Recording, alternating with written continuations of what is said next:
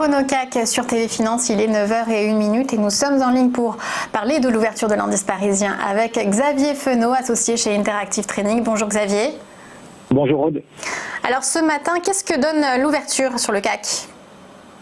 C'est très calme, on est à plus 0,8% tout de même, l'ouverture à 4450 points, mais voilà, c'est des marchés un petit peu qui cherchent depuis maintenant 2 semaines finalement. Il y a eu une petite frayeur en début de semaine avec ce qui s'est passé autour du pétrole, mais finalement ce dernier tient avec notamment le roulement d'échéance. On a le temps de voir venir puisque l'échéance notamment sur les contrats du pétrole se termineront à la mi-mai. Donc voilà, calme tout simplement depuis 2 semaines. On le voit d'ailleurs sur le graphique que je vous ai partagé, ces bandes de Bollinger, ces enveloppes que vous voyez qui sont en train de se resserrer. En fait, c'est un mélange un petit peu entre un écart type de la moyenne mobile et de volatilité. Donc on voit qu'elles sont en train de se resserrer, les taux est en train de se resserrer et on n'a finalement pas de catalyseur, que ce soit d'un point de vue microéconomique où finalement les entreprises publient, mais on ne sait pas vraiment si l'avenir sera meilleur ou pas pour le moment, ce qui est tout à fait normal. On a d'un point de vue macroéconomique aujourd'hui beaucoup de PMI qui seront publiés, mais dans la mesure où le marché ne prête pas attention aux chiffres macro, puisque voilà, soit ce sont des chiffres qui ne reflètent pas vraiment la réalité, soit ce qui est intéressant c'est ce qui va se passer dans les semaines et dans les mois à venir.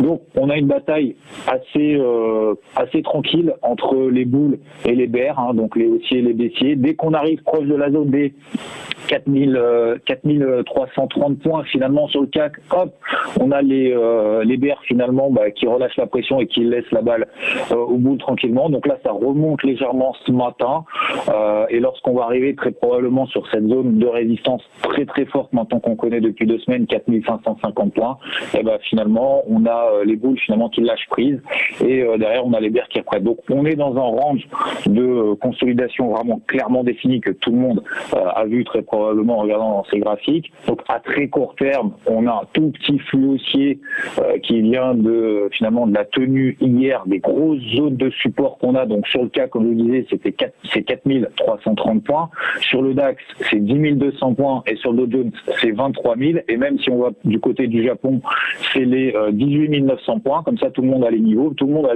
les mêmes de toute façon. Et on voit très bien que pour le moment, le marché tient cette tendance haussière qu'on a depuis maintenant un mois, quand même le temps passe vite, depuis qu'on a réalisé les plus bas fin mars. On est toujours dans une tendance haussière donc en 4 heures, donc sur des unités de temps court terme.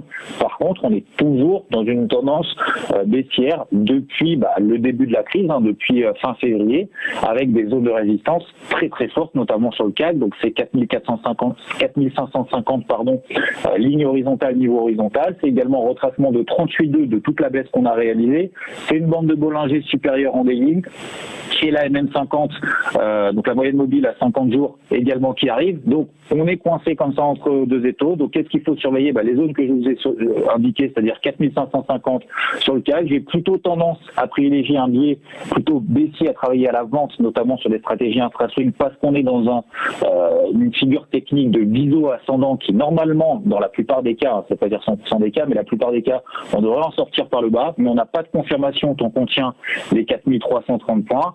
Donc 4330, si on devait passer en dessous avec une grosse bougie impulsive, là on confirmerait justement la pertinence de ce biseau et une accélération baissière avec des objectifs un peu plus ambitieux, mais pour le moment c'est trop tôt pour vous en parler.